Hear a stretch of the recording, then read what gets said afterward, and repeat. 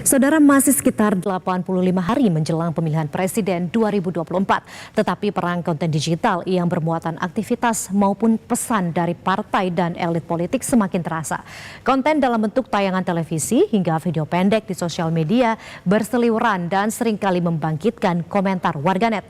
Riuh percakapan warganet di media sosial tentang pemilu 2024 telah berkembang masif saat ini. Hal ini dapat dinilai sebagai peluang sekaligus ancaman bagi kualitas pemilihan umum. Dan hal ini memunculkan pertanyaan sejauh mana perang konten dapat dibiarkan agar tidak mencederai semangat demokrasi. Lebih lanjut, kita telah terhubung bersama dengan dosen komunikasi Universitas Multimedia Nusantara, Pak Silvanus Alvin. Selamat sore Pak Alvin, apa kabar? Salam sehat selalu. Sore, Mbak Lara, salam semangat dan sehat selalu juga. Baik, Pak Alvin, komunikasi politik dengan menggunakan media massa sebetulnya adalah hal yang lumrah begitu ya. Sementara jika kita melihat data penggunaan internet atau media sosial untuk kepentingan kampanye sebetulnya sudah mulai ditemukan pada masa pemilu 2014. Bagaimana Pak Alvin menilai fenomena maraknya konten pemilu di media sosial saat ini yang tentunya sudah lebih masif jika dibandingkan dengan masa pemilu sebelumnya? Iya, jadi memang ini kan kita nggak bisa pungkiri ya bahwa keterbukaan informasi, arus dan penetrasi internet itu kan begitu tinggi gitu ya. Apalagi Indonesia ini kan jumlah pengguna internetnya itu bisa dibilang hampir 80% itu pengguna internet. Bahkan anak kecil aja gitu ya udah dibekali dengan handphone, ponsel pintar, itu mereka bisa mengakses informasi. Nah, ini kan menjadi terpaan yang sangat potensial gitu bagi para ya politisi lah, bisa dibilang di tahun politik sekarang dan juga 2024.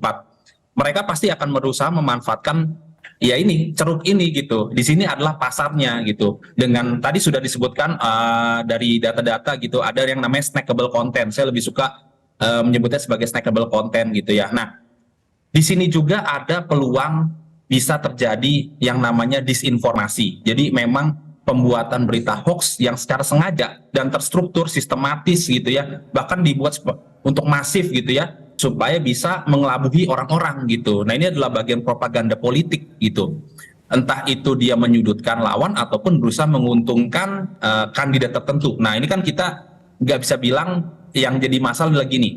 Apakah kandidat tertentu yang memang menyewa jasa istilahnya para pelaku hoax ini? Nah, ini kan nggak bisa. Kenapa? Karena bisa saja ada dorongan dari ideologi politik tertentu sehingga mereka merasa punya inisiatif untuk membuat sebuah konten hoax. Nah, ini yang menjadi masalah. Nah, itu yang saya rasa tadi kalau disebutkan angkanya mencapai 100 gitu ya, saya yakin angkanya akan lebih menukik tajam, itu akan sangat terbang tinggi itu pada saat jelang pemilu. Bahkan di masa-masa kampanye itu akan sangat banyak berseliweran.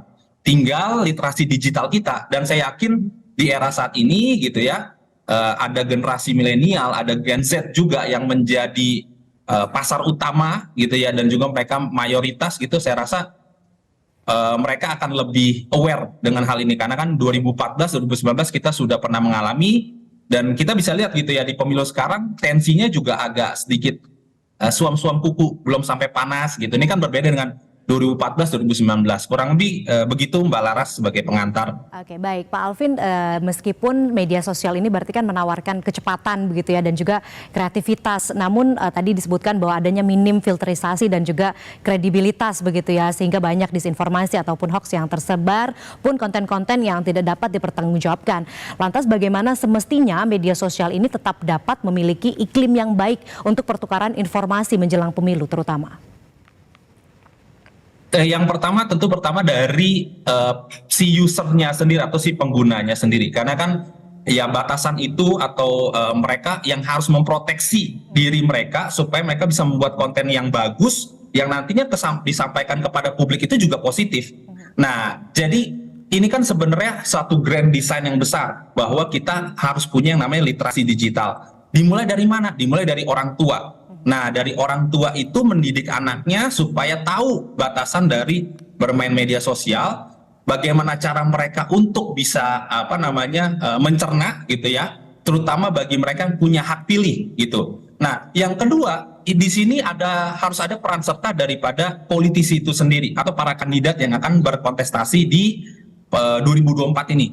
Mereka jangan sampai memulai yang namanya berbagai strategi-strategi, kalau saya bilang ini emotional arousing political message. Jadi bagaimana mereka itu berusaha untuk mendorong perasaan emosional. Jadi karena kan kalau sekarang di media sosial itu ada kebijakan yang namanya entah itu di Meta atau Facebook atau di TikTok, itu ada kebijakan untuk pembatasan konten-konten yang sifatnya berisi pesan politik. Nah, sekarang tinggal bagaimana kalau misalnya ada pembatasan, artinya apa? Pesan-pesannya akan berusaha untuk secara implisit. Ketika pesannya itu implisit, nah mereka berusaha apa sih? Menyasar mana? Ke rasa emosional. Ketika berusaha menyasar emosional, inilah yang kembali kita harus diingatkan, kandidat tidak boleh terlalu mendorong gitu secara implisit, dan juga harus ada proteksi dari diri masing-masing pengguna atau user.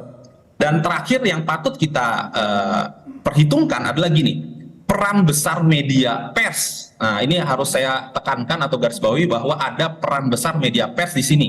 Kenapa? Karena itu kalau kita tadi kan disampaikan riset dari Kata Data ya. Tapi ada juga riset dari University of Oxford yang digital news report dari Reuters Institute itu menyatakan bahwa media pers itu punya peran besar sebagai media yang memberikan konfirmasi apakah sebuah isu ini hoax atau tidak gitu. Nah, disinilah peran besar media, dan juga pers itu memang harus menjadi sumber informasi yang terpercaya, memberikan kebenaran yang objektif. Dan kalau dari riset Reuters Institute itu juga, TVRI misalnya itu ditempatkan sebagai 10 besar media pers Indonesia yang selalu diakses oleh publik. Nah, kemudian TVRI juga menempati peringkat top 15 atau top 15 dari media yang dipercayai, bahkan secara brandnya juga dipercayai. Artinya apa? Nah, di sini kan publik ketika mereka kebingungan, mereka harus tahu mana yang benar. Nah, yang benar itu bukan ada di Google ataupun di media sosial. Yang benar itu ada di media pers. Karena apa? Karena pers itu kan menyajikan berita, menjadikan fakta itu sudah diverifikasi. Di pemilu, peran besar dari pers ini sangatlah penting. Nah, oleh karena itu, pers harus independen. Nah, jadi ini adalah 3 cara yang menurut saya sangat relevan gitu. Yang pertama, itu tadi dari diri sendiri, kemudian ke politisi, dan peran besar pada pers itu sendiri. Pers harus bisa menjadi watchdog juga. Baik. Kurang lebih gitu Mbak Laras. Baik, ini menarik sekali ya. Kadang-kadang kita nggak sadar bahwa kita dibuat sedih atau dibuat begitu senang dengan salah satu konten di media sosial. Ternyata itu sebetulnya ada tujuan tertentu sehingga harus ada literasi diri. Tapi yang ingin saya tanyakan selanjutnya tadi terkait yang sudah disampaikan juga, bahwa berarti pertama mungkin masyarakat memang mengakses informasi tidak bisa dipungkiri lagi sekarang melalui media sosial begitu ya. Namun masyarakat masih akan mencari kebenarannya benar atau tidak melalui media pers begitu ya, yang memiliki kredibilitas. Saya jadi penasaran sebetulnya bagaimana ke depan atau masa depan dari media pers, terutama media televisi begitu ya, yang saat di era media sosial saat ini, bagaimana seharusnya media pers ini tetap memegang peranan pentingnya di era politik terutama. Iya, jadi yang pertama adalah mau tidak mau harus dia ikut bertransformasi, dia harus ikut berevolusi. Nah, maksudnya gini, kalau dulu kan ya televisi itu ya sudah dari satelit atau sekarang sudah ke digital. Tapi televisi pun sekarang sudah menjelma masuk ke ranah digital, misalnya seperti apa, ada di YouTube-nya, ada di website-nya, atau bahkan ada di konten media sosial seperti Instagram, TikTok dan lain sebagainya. Nah, ini sebenarnya kan hanya formatnya. Jadi formatnya, tapi bukan esensi daripada kontennya. Nah, soal kualitasnya ini yang harus tetap dijaga. Soalnya apa? Karena apa? Karena publik itu menyasar pada kualitas. Gitu. Yang dijual ataupun yang istilahnya dikonsumsi oleh publik itu adalah kualitas daripada pers itu sendiri. Selama pers menjadikan berita ataupun informasi yang kredibel, kualitas terpercaya, saya yakin publik tidak akan bergeser. Nah, kalau kita bicara soal evolusi daripada media pers itu sendiri, apakah pers akan ditinggalkan atau enggak, kita bisa melihat dari mana? Dari koran misalnya. Koran ada lahir radio, koran tidak dilupakan. Nah, kemudian ada lahir televisi, radio pun juga tidak istilahnya tidak dikesampingkan. Tapi selama mereka melakukan yang namanya transformasi dan juga evolusi. Nah, itu saya rasa masih akan tetap ada pasarnya. Dan bagaimana kalau kita bicara dengan AI di masa depan? Semakin kita bicara tentang artificial intelligence, kita mungkin akan kehilangan dan akhirnya apa? Back to basic. Ketika kita bicara AI, kita harus bicara tentang post AI. Pasca artificial intelligence itu apa? Ia kembali kepada sistem ataupun norma-norma yang sudah kita ketahui. Kenapa? Karena sifat dari manusia itu, mereka menyukai sesuatu yang sudah mereka ketahui. Ketika ada hal-hal yang mereka tidak ketahui, seperti disrupsi teknologi, mereka akan kembali back to basic.